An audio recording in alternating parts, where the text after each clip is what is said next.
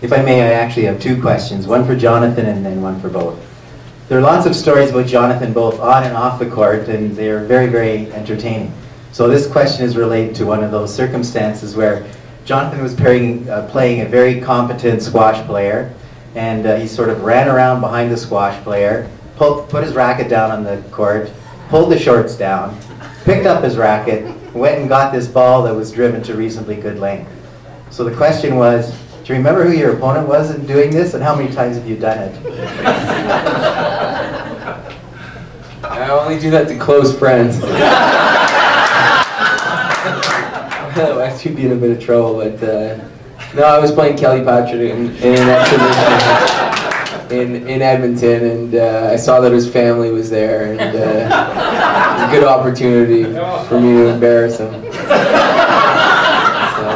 One of my old moves, I'd hit it high off the back wall. It'd give me enough time to drop his drawers and get the next one. I didn't break that out too often.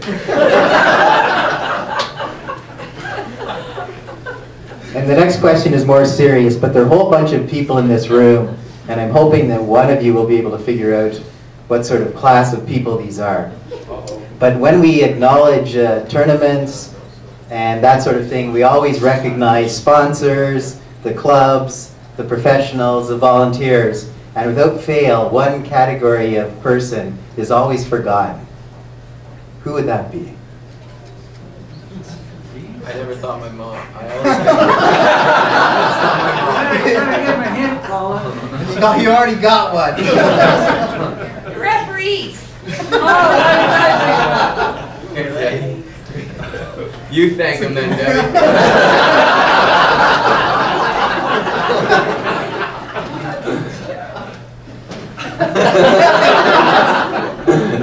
Joking around. It's a thankless job. It's a bit like being a police officer, and you know, you always need them, but you know, nobody.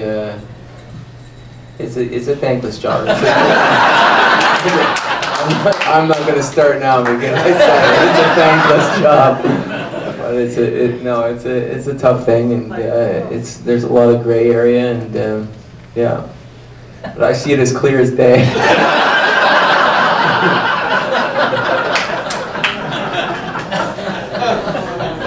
If I've offended anyone, I'm sorry.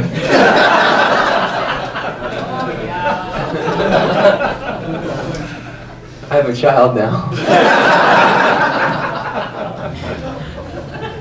What do you have to say about that? I'm still in the midst of playing, so I'm not going to say too much. Well, I'm hoping that your dad is going to tell us the story that he told us, because this is a fascinating story about a referee and Jonathan. Is that the story we're going to get? Well, that's right. This is purely anecdotal, and I'm only going to tell a story to get confirmation from Jonathan. I think it was John that was reffing, and John was a very, very young man.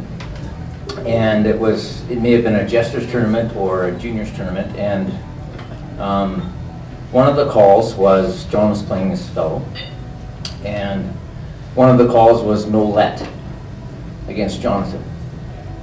So,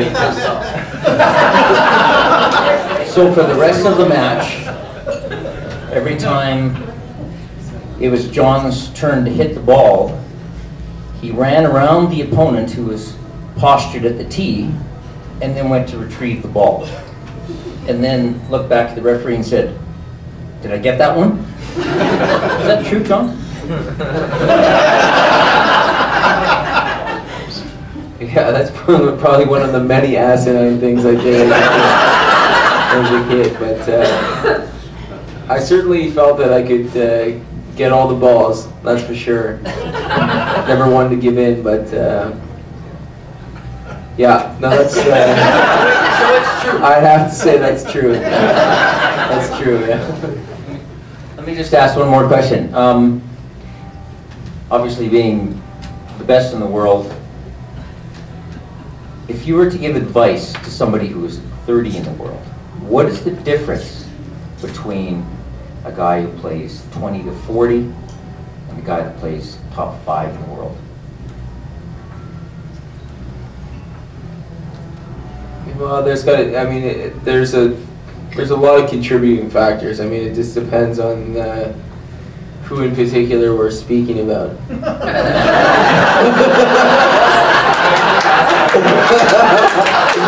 That was a good guy. Well, I would say Matt. No, the biggest thing it has to be belief and confidence, which can be almost a delusion sometimes, but just an understanding that you're going to win before the match starts, air of superiority or confidence, and that's mental, and then that's first and foremost. I mean, there's so many little things. I mean, it's just a culmination of little things. You know what I mean? But when the speed's there, the control's there, it comes down to mental, and a lot of it is just the belief and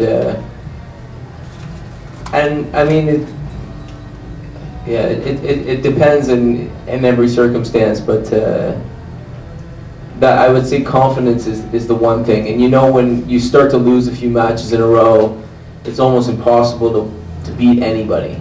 You know what I mean? Like, you lose your confidence so quickly, and then you get a few in a row, and some of the best players in the world can't get you off the court fast enough. It's so annoying to play a guy who's, you know, he's won like a satellite tournament, but because he won 4 or 5 matches in a row, and you're number 5 in the world or number 1 in the world, and you're playing some guy who's beaten 4 guys ranked 60 in the world, but he's on a winning streak, and that's just confidence. So a lot of it is just, you know, finding ways to win matches, finding ways to win when you're playing brutal, and always measure yourself by your worst match of the year, not who you took the game off last week. And a lot of people say, oh, I'm right there, I'm close to that guy, you know, I got a game off this guy. But then they go and lose to so many guys below them. So that but it's mostly mental. I mean, all the guys are training twice a day. They're hitting 1,000,000 balls. They're doing the same thing. They're all you know, the best kids in their country, you know, since they were little. And so it's a fine margin, but confidence is everything. So sometimes to delude yourself with confidence is a good thing. Thanks, John. I have to ask you about another rivalry, that with David Palmer, who I believe you played him several times in the late 90s, and never had a problem with him until the British Open in the year 2000, and that's when he had entered the top 10 in the world. I think he might have been 2 and he was 8, something like that. It was an incredible battle, and then a couple of months later you came to Toronto, or it was either Toronto or the Tournament of Champions, when you had that most aggressive match ever caught on tape, I think. An incredible battle that looked like it was going to end up in a fist fight. Were you ever intimidated by David Palmer? In Toronto? No, certainly not. I mean, that was a younger guy than me, and that was, you know, my arena. I've only lost to him probably 3 times in my life, and every time I had match ball. He's a very good competitor, and he plays to the very last point. He's one of those guys. He was very, very tactical and really knew how to, you know, bring the referee into the game, and he you know, exploited certain. That would be one of my weaknesses, and he did that well, and he would make the games closer than they needed to be. But he's a 9 out of 10. If you're not playing good, he's gonna win. But there's always 2 guys in the tournament that are playing well enough, and he tends to win the big tournaments because everybody's nervous. You know, but he's not a great player. He's just every day he's 9 out of 10. He's very, very tough mentally. One of the toughest mentally I've ever seen. So that's to be commended. That's a very tough thing. People don't understand.